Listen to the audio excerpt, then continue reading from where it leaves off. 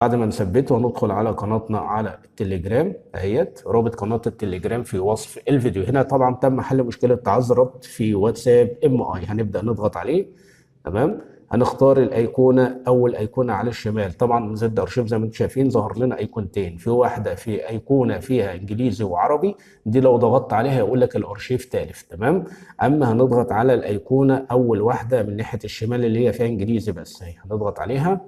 هنا تم حل مشكله تعذر ربط في واتساب، هنضغط عليه.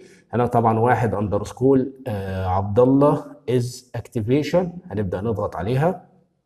تمام. هنا هيقول لك تثبيت، هنضغط على تثبيت. هنا بقى بيطلب منك كلمة المرور.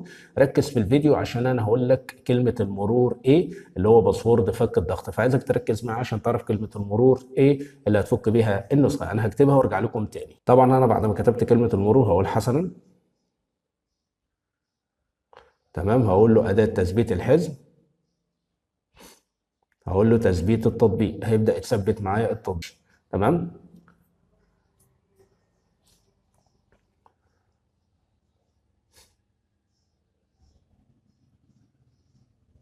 طبعا هنا بيقول لك هو تم، هقول له فتح، تم تثبيت التطبيق خلاص، هنقول له فتح. هنبدأ بقى نديله السماح والأذونات والكلام ده كله. هنا السماح، السماح بالكل. الو بس. هنقول له سماح الوصول. تمام. مفيش اي مشكلة. هنطلع كده خالص برضه عشان تشوفوا شكل النسخة اهي. تمام اهي. هنبدأ نضغط عليها.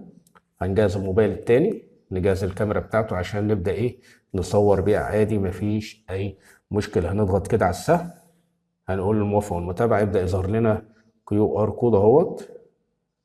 هنبدأ ايه ناخده ايه هنصوره. هنطلع خالص، هنروح على الواتساب الرسمي، هنقول له ربط جهاز، هنديله البصمة زي ما انتم شايفين اهو اهوت. جاري تسجيل الدخول. هيدخل معاك من اول مره، يعني بص من اول مره باذن الله هتلاقيه فتح معاك وبدا يدخل معاك عادي بطريقه سهله اهو. من اول مره ربط معاك اهو. اندرويد 14. تمام اهو ربط معانا على طول اهو. نرجع كده